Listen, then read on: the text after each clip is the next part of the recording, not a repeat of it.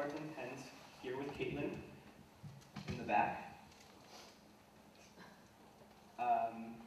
And she'll hand out the index cards and bring them up to the moderators for you all. Please write legibly. At the end of the 90 minutes at 7 p.m. we'll wrap up, and we will not hear closing statements. Thank you, everyone. Okay, so now we have some ground rules for the candidates. Okay. We insist upon decorum and professionalism as you are modeling behavior for students here on campus. To that end, we will prohibit candidates from making personal attacks, threats, or rude comments toward or about each other, anyone in the audience, or the moderators. Further, we ask that you please refrain from addressing each other or asking each other questions. Instead, make your remarks to the moderator. Speak one at a time and please wait to be addressed by the moderator. Please respect all time limits. You will be given a 30-second reminder to wrap up.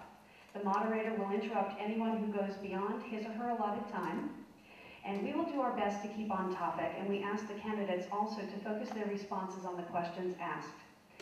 Lastly, for everyone in the room, please silence your cell phones. That's it, so let's get started. Okay, so we're going to hear introductions from each of the candidates for 3 minutes each, beginning with Dawn, then Rebecca, Tom, and Jonathan. Okay, so go right ahead, Mike. Thank you. Thanks for coming. I appreciate your interest. There we go. You can turn on the on switch on the mics. So my name is Don Kerr, and I'm a write-in candidate for village trustee. I'm running together with the woman to my left, your right, Rebecca Rotzler, as a write-in candidate. And both Rebecca and I feature experience in elected office. I spent over 8 years on the Board of Education, including some years as president and vice president. Rebecca is a former deputy mayor.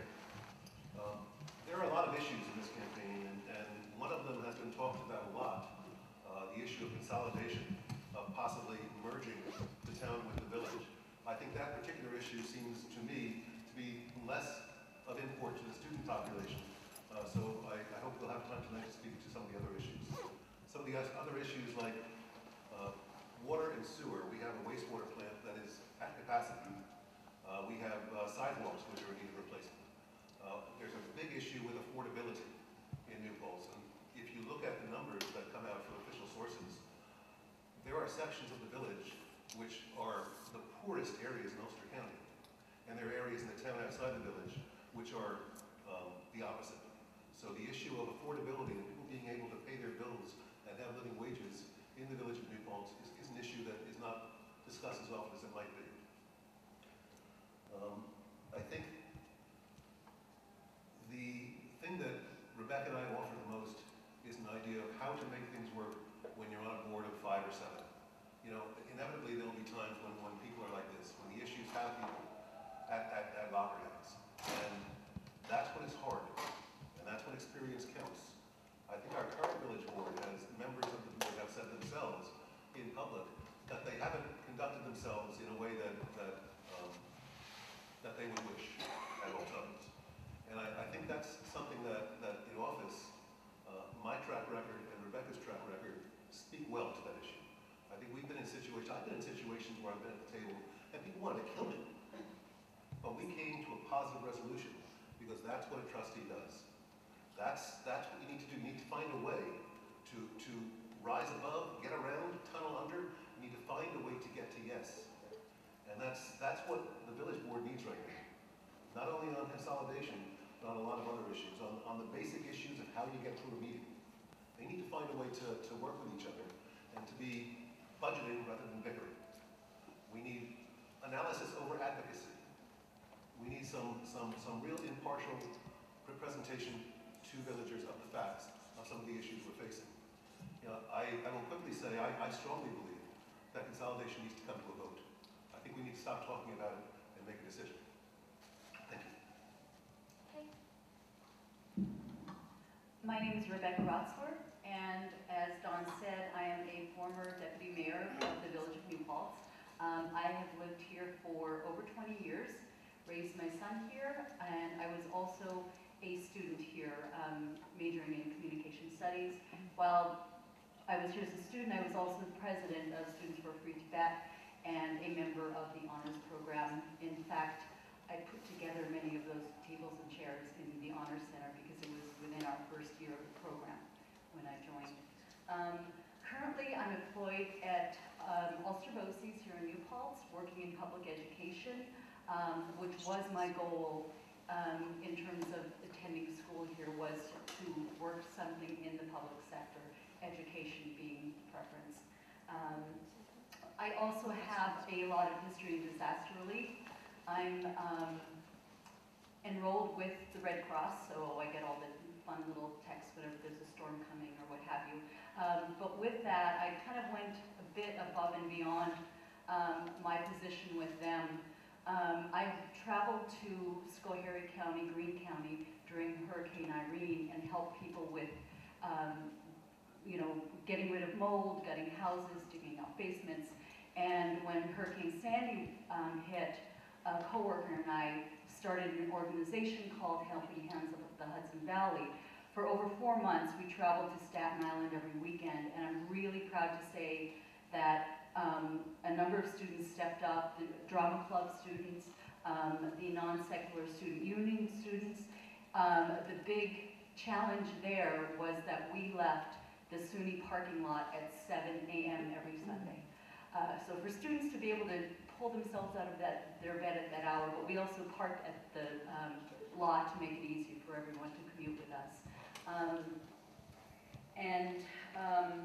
In terms of what I'd like to see while serving on the village board again, one of the things that has come to be realized since I served on the board was the Ulster County Loop Bus, which I'm sure many students here utilize. It's worked out wonderfully for the campus. It's a great partnership between the campus and the town. But I would like to see it expanded to Saturday services, not only for you, but also for the senior citizens at Woodland Pond and also to relieve traffic. Beyond that, I would also like to see more solar initiatives as emergency backups for one during the storms that I'm sure we're going to expect. And I'd also like to see municipal waste services, so we're not dealing with all these big garbage companies. Thank you.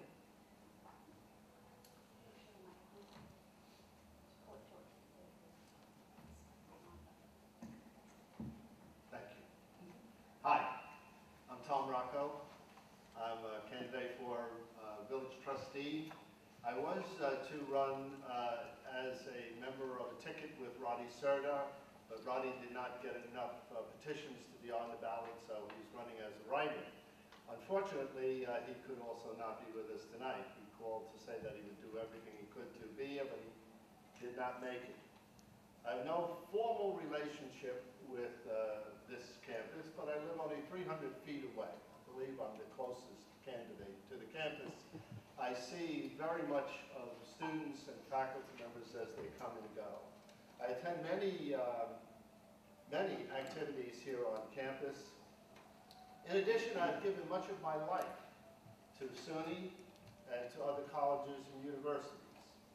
My entire adult life has been spent in the academy as a faculty member in political philosophy and ethics, and then as an administrator up to the positions of provost and president and university trustee.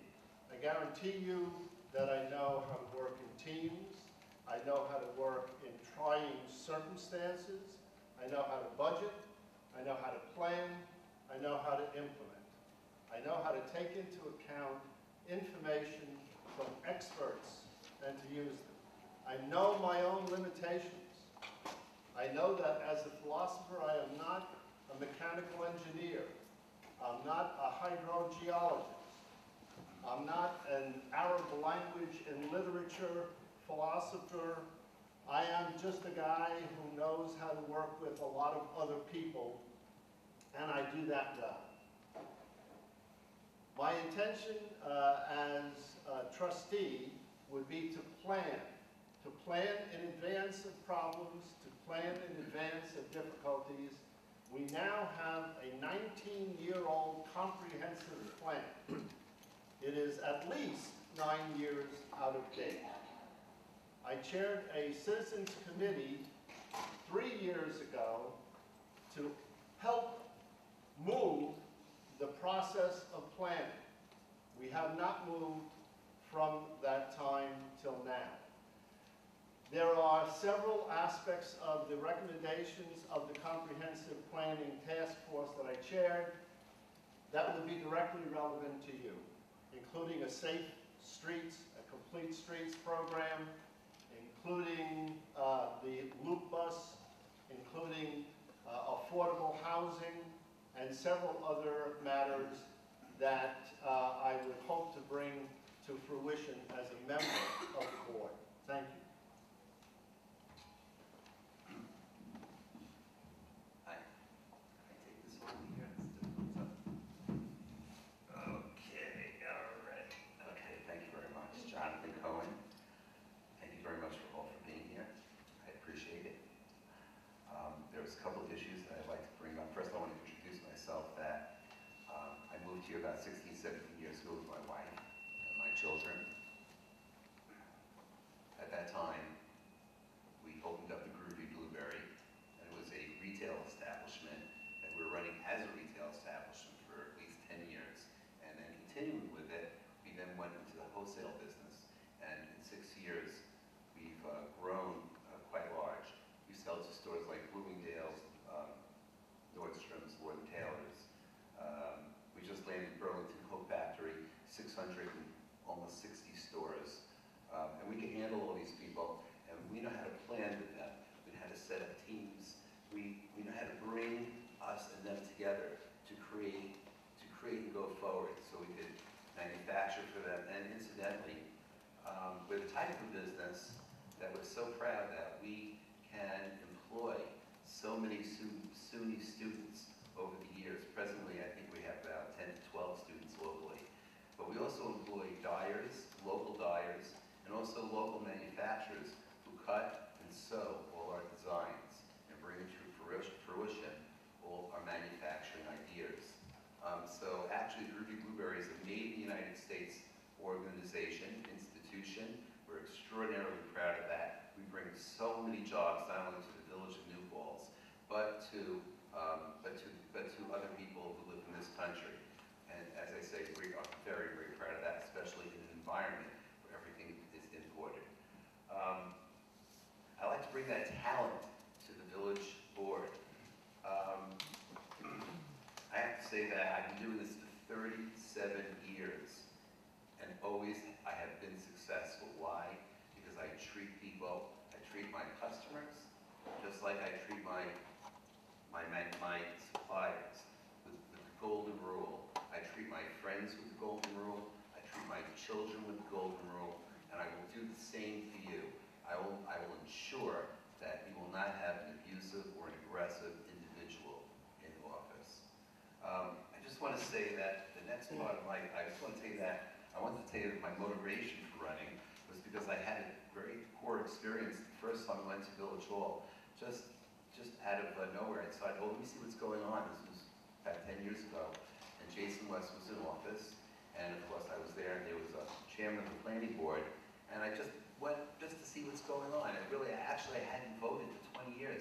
I felt such apathy with our system, but coming to New Paltz, and in a small little village, I wanted to experience how much time do I have left. That's it. You're out of time.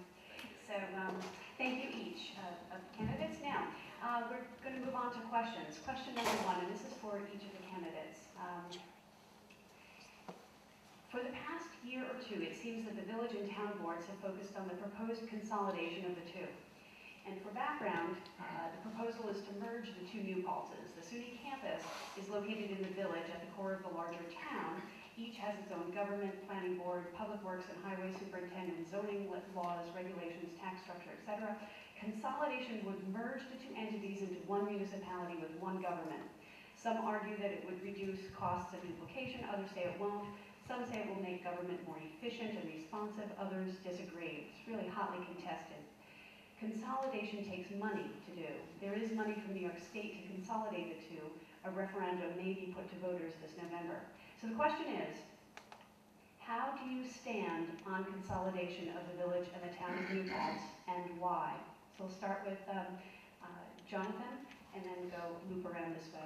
You know, I just wanted to say, I wanted to read this. I wanted to just make it clear that like many communities in New York State and neighboring states, the town and village of New Paltz are considering a new approach to delivering high quality or higher quality services to their residents.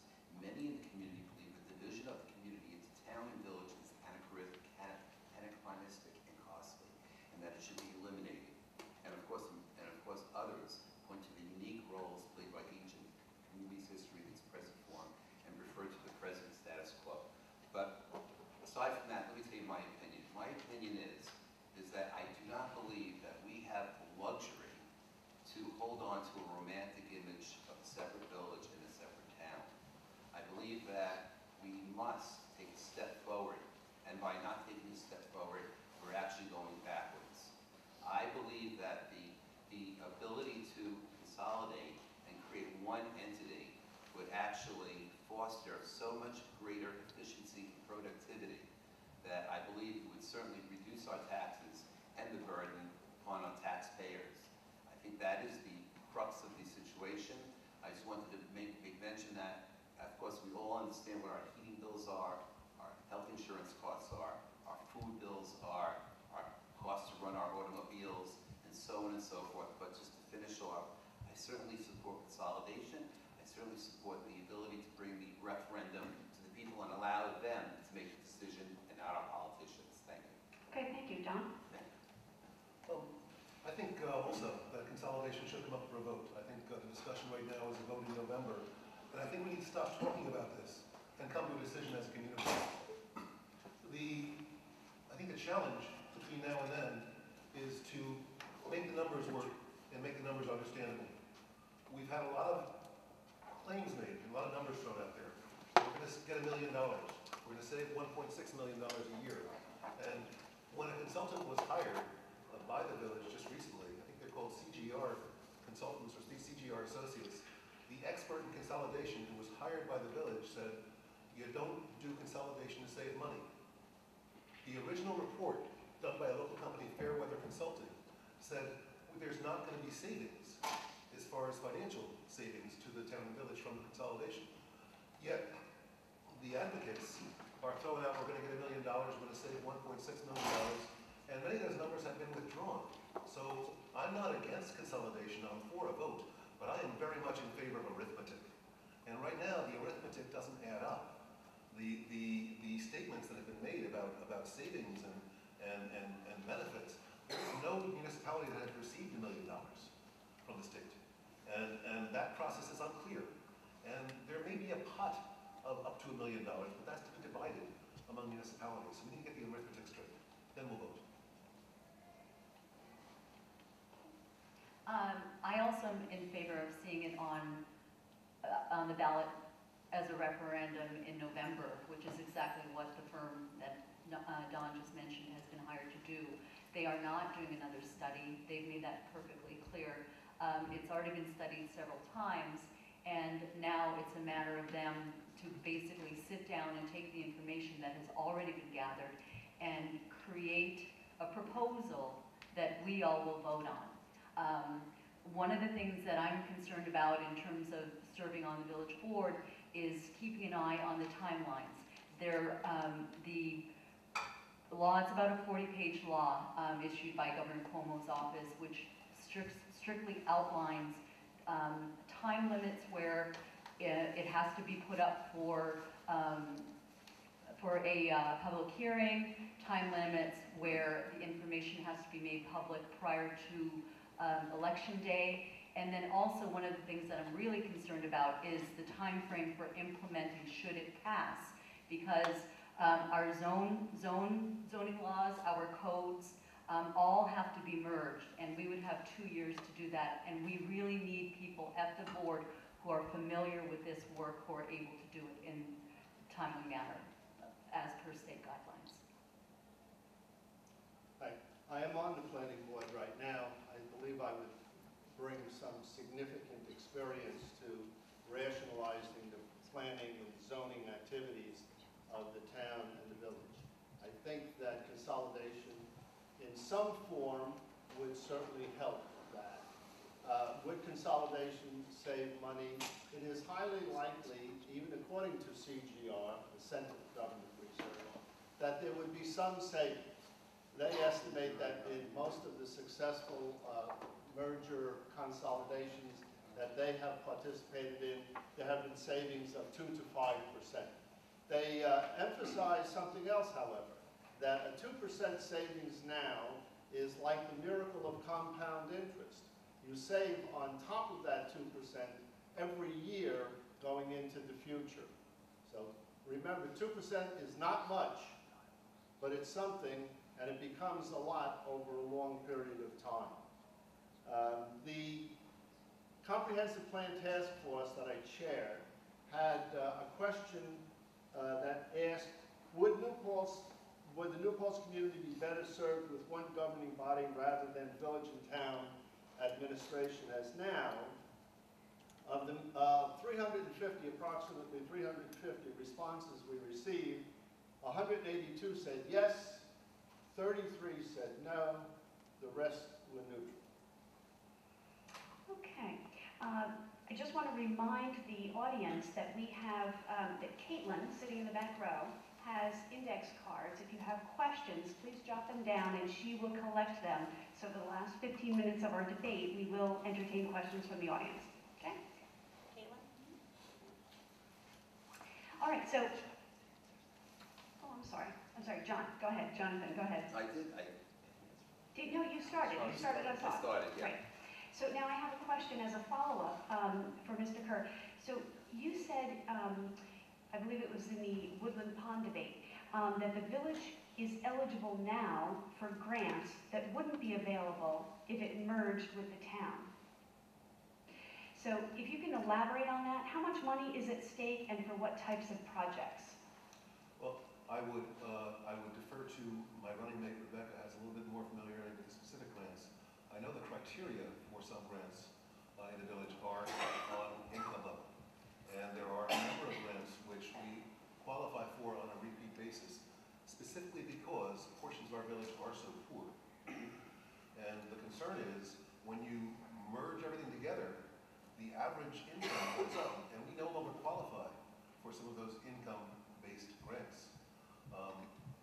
It's something that is important to understand, because with the claims of savings from consolidation, it's also important to understand there's going to be costs to consolidation. And that's why I think that the people in this community, we need a proposal, a referendum, and an educational process which has the pros and the cons, the costs and the benefits. And right now we're really just seeing one side of the coin. But specifically the grants are income related, and it refers to the point I made earlier, that there are pockets in this village, and it's pockets outside of SUNY, that qualify as some of the poorest areas and neighborhoods in Ulster County. And we have benefit from that horrible circumstance in the form of some of our grants. Did you want to follow up? Sure. You want to expand on that? Just quickly, one grant that would be at risk is a $600,000 USDA grant that's a part of our water sewer system, which would be at jeopardy. Just to back up what Don was saying, the village of New Paltz is, at the last census, showed to be at 42% of the population below poverty level, which of course includes small families, but it also does have some factor with students living within the village, but it is still something that needs to be looked at because that does qualify us for grants. Does that include the SUNY population? Yes. That's not limited to. Right. Anybody else wanted to comment on that, the grants and how much is at stake? I really have no idea, but what I do know is that we certainly will be receiving $1 million from the state if we do consolidate, which would probably ameliorate all the money or grants that we potentially could be receiving. Okay, now, I might just make a very brief comment. I did ask someone who is a developer in town who cited the same information about the loss of some potential grants, not actual grants. He said that many of the grants that we might lose are no longer being funded at this time, but that they might be again in the future, and we would put ourselves in jeopardy in the future by having a better off community than we have now. I think I would take my chances on having a better off community than we have now. Okay, so question number 3, for each candidate. Okay. In the last candidates debate at Woodland Pond, several of you brought up the need to address the affordability of the village to attract businesses and young families to this community. How, specifically, do you plan to do this? Please outline specific initiatives you would undertake if elected and what outcomes we might expect from them. Rebecca? Sure. When I was on the village board 6 years ago, one of the projects that I took on was the affordable housing law. A group of us representing different parts of the community, including a senior citizen, a emergency services volunteer, etc., gathered together and basically looked at a lot of different laws. I worked closely with the Pace University Land Use Law Center, and one of the things that they do is share the information from other municipalities. So we were able to look at a lot of different laws within New York State and sort of pick and choose what we felt would work for New Paltz. For example, having the fire department being on a priority list in terms of any new affordable housing. And that's something that I would want to work on again. I would like to be the liaison to the board, the Affordable Housing Board, and also really look a lot at getting a lot of the positions filled and just have it be a more active process that people in the community know about. Tom? Right. I am not an expert in affordable housing, but again, as I said before, I know how to work with people who are experts. So I would want to both become more familiar with the legislation. I know that there is an affordable housing law. I know that the citizens of the village said in the survey that I mentioned already that they favor affordable housing in appropriate zoning districts in the village. So I would want to learn more. I would want to work more with people who are knowledgeable, and I would like to support any development, and that includes, by the way, a more dense population in appropriate zoning areas. Yeah, I definitely encourage affordable housing, and if we were to build it, I certainly would encourage that as well, as long as it's done fairly and equitably. I would also, I would say that we actually have been encouraging construction here in the village. A lot of houses have been coming up, and I know that there's a lot more competition, and I think that's a very good thing, and competition is really what keeps things in check. I mean, we have 20 pizza shops and keeps the prices level. I also believe that, getting back to the issue of consolidation will be an incredible effort if we can accomplish it to reduce costs and costs of services in the village. So as I said, we can run our government more efficiently and effectively. In doing so, reduce taxes, and then in doing so, reduce the burden on our renters and our homeowners. I know I'm the landlord and I own a few houses. If I had the ability, if let's say my homes went down in cost as far as tax-wise, if they went down by $100 a month, immediately I would reduce my renters' rent by $100 a month. And the reason why is because I believe in fast nickels and slow dimes. I believe that if you want to sell, if you want to keep your rooms full, keep them cheaper and give them better services. And that's part of competition. Thank you very much. Well, I think when it comes to increasing the standard of living, we've spoken about affordable housing, and I think that's a role that is difficult for a village board to achieve directly by aid programs. But what we can do is try to slow the growth of the cost of living here and find some ways to generate income here that we're not looking at now that might retard the growth in taxes or actually bring them down. A couple of examples. I got together a group known as the New Paltz Ad Hoc Tax Alliance. And we worked to put a plan in place that will install infrastructure, water and sewer, on the road where the high school is. It's zoned for business, but there's no water and sewer there, so no business wants to locate there. We're going to have that installed, and that's part of an effort that I led. I think small and locally owned businesses in this town who employ other people in this village, they don't always have as easy a time as they might. And I would point to the wine store, which had such a hard time moving across one end of a parking lot to another. And a lot of time and a lot of money. I would point to a local cupcake vendor, which is having a bit of a hard time. I think helping local people who own businesses to do their business and employ people is another way to help the I think getting some sort of plan and advocating with the federal government to increase the occupancy at Woodland Pond would make that community stronger and our whole community stronger. Okay, thank you. And so the previous question, which really focused on affordability, necessarily begs the question of granting a payment in lieu of taxes or pilot status to developers. Now, I'm speaking specifically of Wilmerate's proposed Park Point student housing development that would get that tax break. The tax burden in New Paltz is statistically one of the highest in the state. While Park Point is in the town of New Paltz, not the village, it's relevant because if consolidation does become a reality, it will affect everyone. What is your stance on Park Point specifically, and then in general, granting developers the pilot tax break? So we'll start with Tom, and then Jonathan, and loop around. Okay. Well, as a former president of a state college, I cannot honestly say I am opposed to the very notion of pilots. I myself have been responsible for working to negotiate pilots for institutions. If there is a tax-exempt entity seeking the pilot, then there would have to be a legal reason for not awarding it. But that does not mean that a pilot doesn't have to be negotiated and negotiated hard by the municipalities in question. If there are costs that will be reasonably projected as incurred by the entity, by the municipality, those costs should be covered by the developer.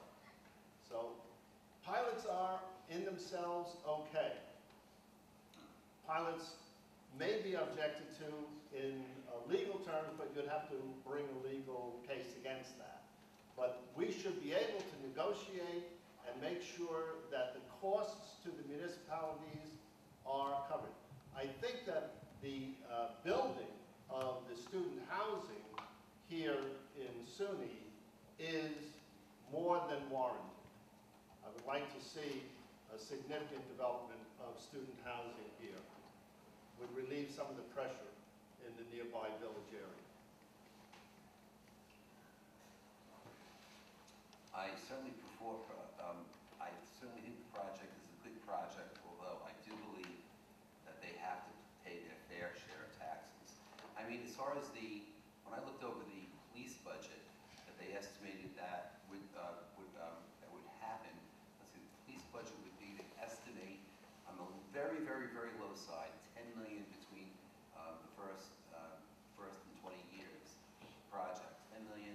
In fact, Gene Galucci estimated 18 million, maybe even closer to 20 million. So I think we would be incurring expenses that would be put on the backs of the homeowners, and it would be actually pretty extensive. I know that when the project first opens up, they'll pay $1.5 million or whatever in taxes, the initial payment, and our taxes might go down slightly, but I believe after which the burden of all the expenses, as I say, fire, rescue, our fire, everything that we have to supply to them would actually, which would crush this village and town. So I don't think we could afford it, and I'm against it as far as giving them the pilot. Thank you. Well, I think it's a great project as well. I think it's needed. A recent issue of the Oracle had a back and forth. I see Dr. Jerry Benjamin in the audience. Between he and I think they took our respective responses and cut them up and put them as if we were debating each other. And I think the bottom line of my opinion on that, and my comments to the newspaper, I think it's a great project as long as they don't sleep on my couch. They've got to pay their taxes. And I think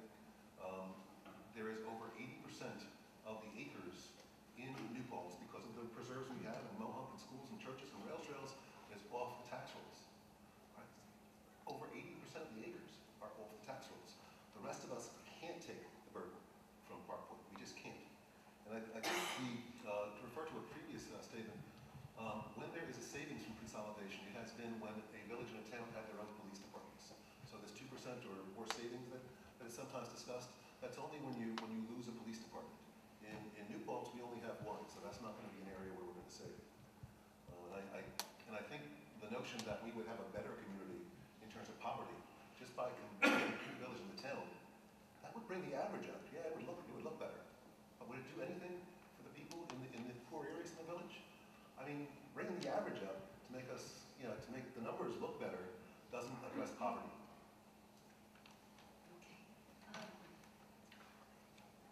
I definitely think it is a good project and a well-needed one. I would love to see, instead of more beautiful Victorian homes turned into basically boarding houses, are being cut up into apartment buildings, I'd much rather see more young families be able to come into the community. Affordability is definitely an issue, and by working on making our community more affordable, we could all together be here. And I would like to see expansion in other areas in the village as well. There's an area called the B3. It's the zone that goes from the Salvation Army out to the north end of the village. That needs to be changed in terms of zoning in order to make it more accessible for businesses. And I also worked with Don Kerr on the project to expand the water sewer out to the high school. In terms of the pilot, I think it really needs to be looked at very closely. Emergency services needs to be pulled in on the conversation. Their viewpoint is very important with any project that comes into the conversation, and very often they're neglected. But also the water sewer system is a huge part of the issue in terms of bringing in new housing. We're at capacity, and we need to worry about how we would go into the future with a new project. Okay, thank you. So this question is directed at all the candidates. Oftentimes when students seek housing in the village, they encounter subpar housing conditions, and this has been an initiative that was that past boards have tried to address. If elected, what will you do to ensure the proper enforcement of building codes, specifically for student rental housing? And we'll start with John.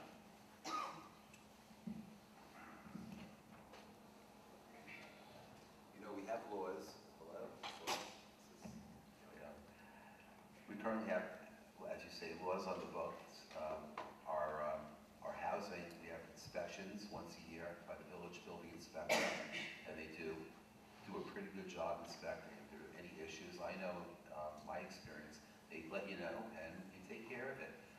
The thing that troubles me is I'm worried about legislation which sidesteps our court system.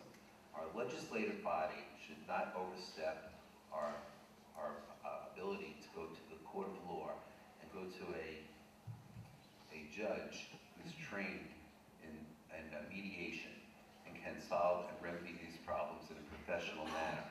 As I say, I appreciate our laws that are on the books. They really do work, but I would encourage any renters or students that have problems or issues to go to our school claims court. We have two wonderful judges, Jonathan Katz and James Bacon, who are very, very, very sympathetic to tenants' issues. And I believe our courts do work. I think it only costs a couple of bucks to take advantage of them. And as I say, I really am against legislating and creating laws that take away from that option. Thank you. I think the most practical thing that the village could do is to return to twice-a-year inspections. I think, well, I was actually in conversation with former Mayor Knight on this subject, and I was very humbled and appreciative to know that he will be supporting Rebecca and myself in our write-in campaign. And his comment was, when you have a twice-a-year inspection, you're able to pick up the things that you might not be able to pick on a once-a-year. If you have a once-a-year inspection and people know it's coming, they have the ability to dress things up. But come couple months later, you know, with neglect, things don't always keep in the fine shape that the inspector saw. I think it's a real issue. We don't want to lose any students. We had a horrible situation over in Poughkeepsie where a student home burned to the ground. And I think it's a moral responsibility and a commitment for anyone on the village board to make sure that our students are safe and are not living in rat traps. And I think rather than any dramatic new steps, I think we could have the inspections twice a year. We could have the inspections 3 times or 4 times a year. We don't need new laws. We don't need new legislation. We have the rules on the books. Let's just, if we're having issues, let's just crank it up a little bit. We don't need to reinvent the wheel. I think we have the infrastructure in place. We just got to use it. Well, I am actually the only person up on this panel who is a renter in the village of New Paltz. So it is a great concern to me, just as a regular person. One of the things that I feel needs to get reinstated is the landlord-tenant relation committee. One of the members of that committee who was very active, who really kept it going, moved out of the village into the town and was no longer able to serve on the committee. We really need to get that up and running again. And the village board members are responsible as liaisons to different committees. A committee should not fall by the wayside just because one person moves out of town. The people on the village board are responsible for making sure these committees continue to work and function and give them the support that they need in order to do that. I also, there's so many areas where we can also expand and just improve situations. Municipal garbage services, instead of having all these various garbage companies coming through our streets. I cleaned up my backyard. When I moved into my apartment, the neighboring buildings were dumping all their garbage at our dumpster. I had my landlord putting a light that shines over the parking lot that instantly made a huge difference. And I also worked directly with our garbage company to make sure that the recycling is done on a regular basis. Well, I agree that we have the legislation we need. I think that enforcement has been a problem. We have some excellent landlords here who are both good to their tenants and rigorous about violations that occur. We know who some of them are. There are some who are less rigorous and less good to their tenants. And if you walk around the village campaigning, as I have been doing, and Dawn and I agree, but we've been on streets we didn't know existed before, you will see some of the landlords who are not abiding by the rules. The laws should be enforced, and a twice-a-year inspection would not be at all out of the question. I also believe, by the way, that Park Point would provide better housing for a considerable number of people and would take some of the pressure off the housing that's nearby to the college. I think this would be of some assistance in providing better housing for students.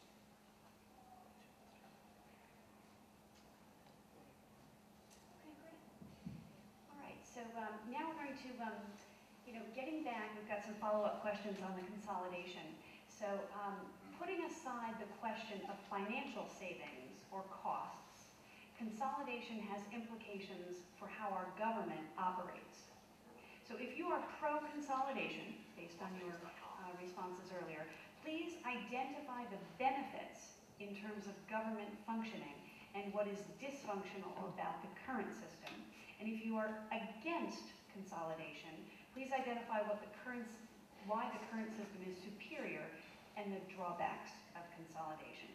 And our questioner says no waffling. You must either be for or against consolidation at this point. So we'll start it off with Don and go in this direction. Well, I think it's not waffling to say that I think consolidation should come up for a vote. If it were up for a vote today, given the numbers that have been put out there and the case that's been made, I couldn't vote for it today. But we have till November. Let's see if people can do a better job. I think part of the issues in terms of the current structure are human issues. They're issues of individuals not being able to rise to the level they should as elected officials. I think there have been times, and there have been many times in the history of our community, where the village and the town worked well together. And I think it sometimes is a question of individuals rising above. I think one thing people need to think about when you come off the thruway and you're driving down Main Street, and you look at the part of Main Street which is up in the town, it looks like anywhere USA. You've got the Burger King across the McDonald's. You've got the strip malls. It could be in any state, in any county in the U.S. When you get to the village, something changes. Something changes. There's a unique quality. There's a unique atmosphere and feel and look and reality in the village. And I think whether consolidation happens or not, that needs to be maintained. I guess the concern is in a board of 7, a consolidated board of 7, the village might not have enough representation to really have any power, and that's a concern.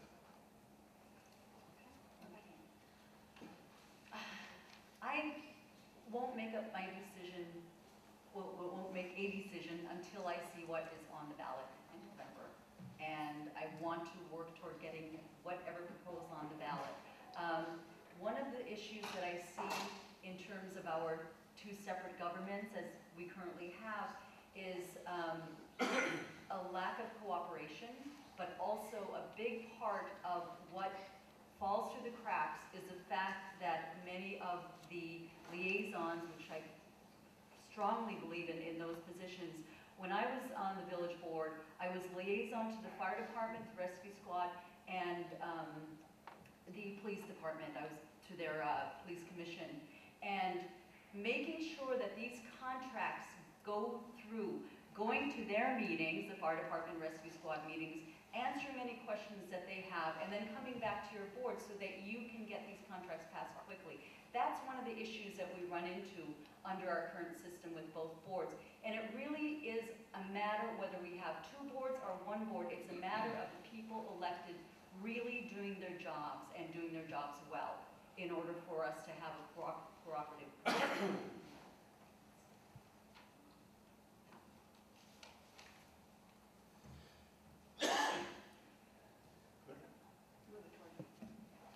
Well, I'm in favor of some form of cooperation, collaboration between the town and the village.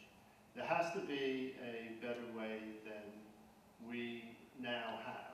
It may be the case that the citizens are electing people who are not representing them well. I'm not sure of that.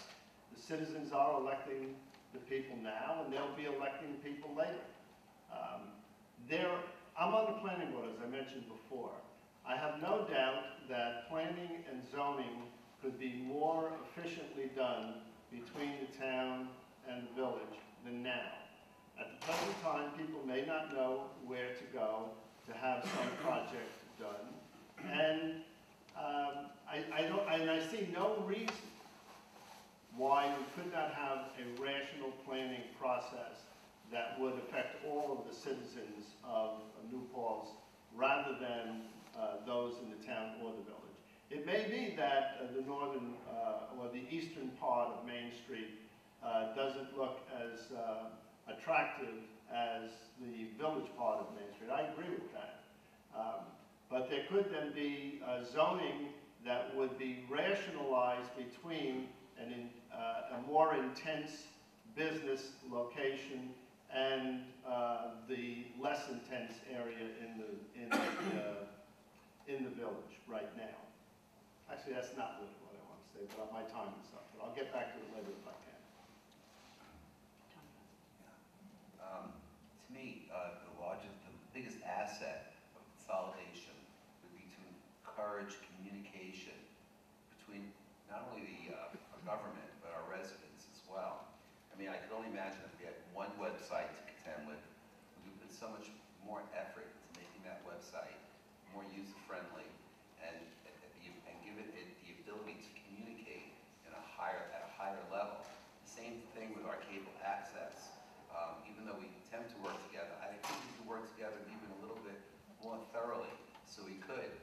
encourage ourselves to operate again at a higher level.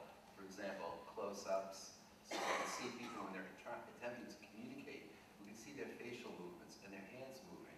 So we can really see a full communication. I think that having one village hall, town hall, would certainly benefit that communication as well. I believe that would definitely encourage more of a hand and glove operation. And you know, sharing one water system would certainly be a benefit to the town and to the village, because potentially we could grow our system and potentially raise more money, and hopefully it would be a better system for everybody, something that we could actually grow out into the town to people that don't want to use, you know, want to get off their wells and 10 seconds. Anyway, it would just be a much more sustainable type of as far as communications wise, and I think that would really be a benefit to, for One New Paltz. Okay. So, for all the candidates, the village board recently reduced the office of mayor to part-time and cut the salary accordingly. How do you feel about this specific move made during an election cycle and without debate or public discussion? And secondly, how much will having a part-time mayor affect the village board's ability to get its work done? We'll start with Rebecca. I personally was not happy when I heard about it. It apparently was discussed at the very end of a meeting, very close to when the budget is being adopted. No one in the public had heard any discussion of this prior to hearing about it the day after the meeting, and a lot of people were very shocked. I personally feel that we do need a full-time mayor, and we need to stop playing around with that position. It's like over the years, the salary has gone up and down so many times, and it's not about the person who's in the office, it's about the position. We need a full-time mayor who is taking care of the day-to-day operations, just like we have a full-time supervisor. And I really think there needs to be an investigation into how this board, at the last minute of a meeting, was able to quickly come together to a decision without prior discussion. And there may have been some violation of open meeting laws, and I really think that's something that should get investigated and really brought to light.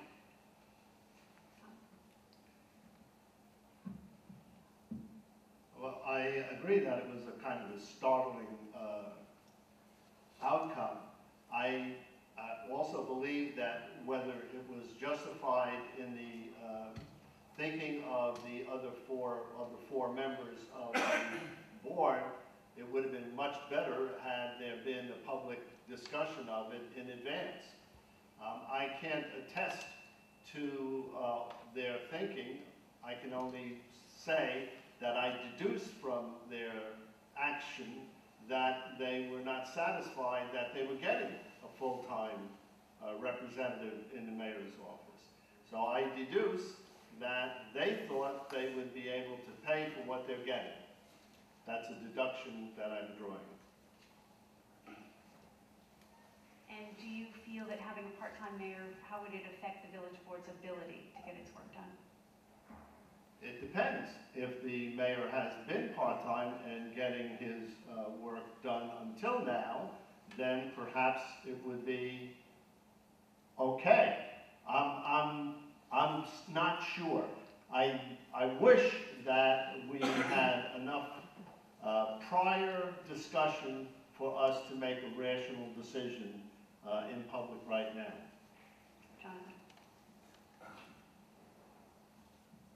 Considering the economics of today, obviously when I ran for mayor 2 years ago, I advocated running as a volunteer because I felt very strongly that the position of mayor should be an example of what we all should be doing, and the best example should be coming from the top, from the leader. I felt for many, many years that we need a manager, a village manager, that could operate all village functions properly. A manager that has been educated, maybe has a master's degree in planning and municipal activities. I think that would help us. I think that would also help us to be more efficient and more productive. I think a figurehead mayor would be absolutely ample. I think what the village board had realized was that we really were not, they were trying to realize a full-time mayor, but the mayor was not really operating at that capacity. In fact, I had seen him at True Value many days working as his painter's job, so, you know, I don't know if he was really doing a full-time position. Thank you. John? Well, I'd like to keep this discussion to process. The position of mayor in the village of New Paltz is an institution. And I was at that meeting, and there was no debate. There was no debate. Everyone knew exactly what they were going to say before they opened their mouth and before the next person opened their mouth. So the process of having your discussions and having your discussions in the open light, that's not what I saw. I saw a decision being made for personal reasons, and I saw the statements being made to justify that decision were personal in nature. This village has a bunch of voters and residents who have a right to decide whether the institution of mayor is part-time or full-time. That's our right. And I think the reality, we have had people who have drawn part-time pay in the mayor's job before, but they've done full-time work. And one of them, I referenced Mayor Nyquist before. He took part-time pay because he could afford to take the part-time pay. Jonathan, I appreciate the blessings you've had tonight. I thought we were speaking Please don't. as Yeah, please don't. as a volunteer. I think there's a lot of insensitivity to the issue of affordability in this discussion today. With a full-time mayor position at a full-time salary, anyone can be mayor if they're qualified. You cut it to 22 grand a year, you really limit the pool, and that offends me. Okay. We have kind of a follow-up question from the audience. There's the perception that the village board is engaged in a lot of petty and personal vendettas. How would you be able to change that perception? And if we could start with Tom? Change the perception, I hope, by changing some of the activity. I have worked in highly contentious circumstances with some frequency and with great success. I would hope I bring my leadership training and development, my teamwork, my understanding of what it is to hold different positions and to still act on behalf of the organization or entity that you represent. So I look to be who I am and who I've been as a dean. I was a dean for more than 20 years. You can imagine how much conflict and how many differences of opinion and how many slings and arrows were slung around tables during that time. And I learned a great deal from my colleagues, from my faculty members, and I learned how to respect them and still to get things done. Many things done. Jonathan? You know, I kind of have to take umbrage with some of the comments that are being made today. First of all, I wanted to say there has been some things mentioned in past debates, certain individuals putting down consolidation, saying that the village budget has decreased. I just want to mention that the village budget has increased and will increase by 2.5–3% this year. So that was a misstatement. I just want to be clear. I want to be clear also that some person, which I will not name names, will also mention that the town board receives health insurance. I want to mention to you, the truth is the town board does not receive health insurance. And you wouldn't have to worry about paying health insurance to town board members if the town and the village consolidate. There are 9 members or 7 members or whatever it might be.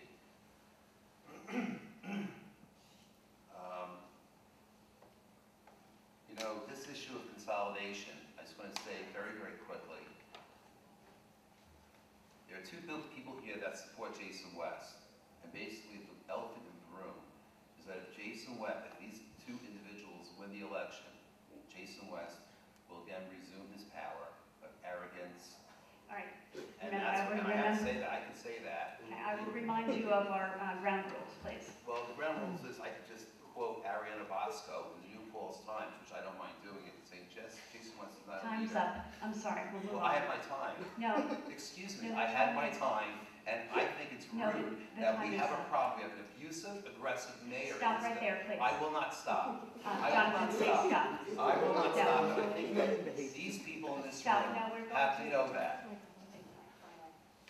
I'm sorry. I'm sorry. Do what you want. I can speak. And I will not be intimidated. I'm sorry, I will not be. It doesn't matter to me. I just want to let you know. When I run, it doesn't matter whether I win or lose. I like to speak what I have to say, and I don't appreciate it. I'm sorry. It's okay. It's okay, ma'am. I'm sorry. Thank you. I'm not the type that is intimidated or will be quiet or shut down. We are going to Thank continue you. the debate. Okay. Let me know when I can proceed. Please.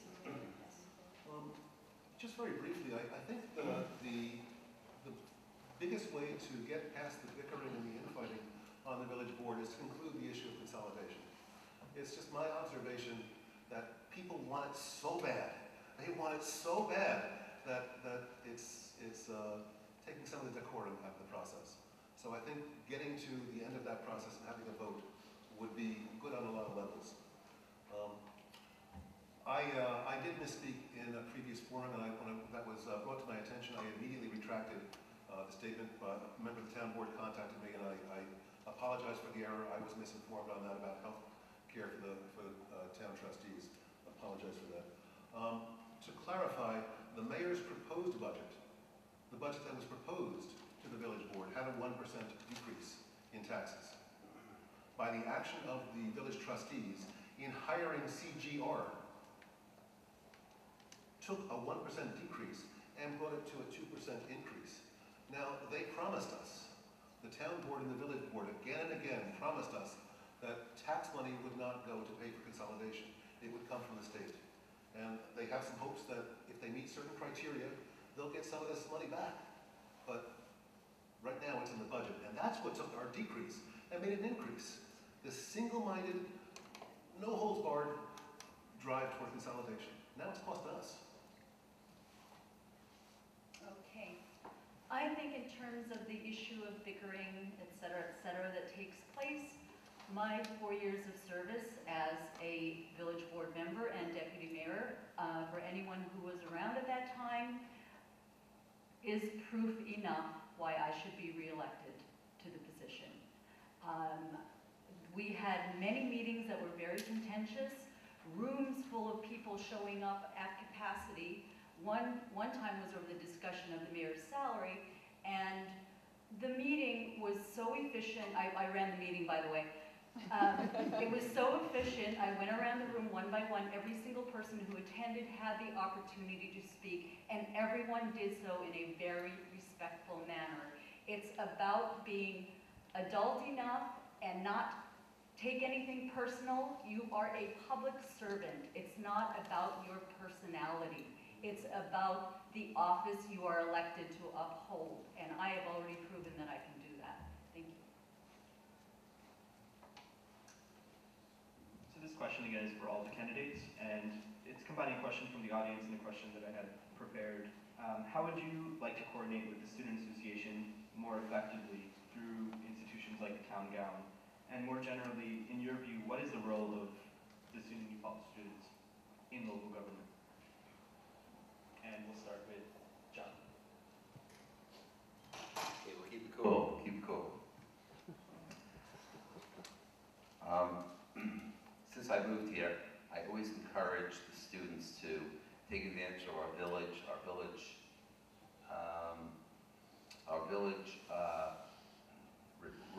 recreational facilities.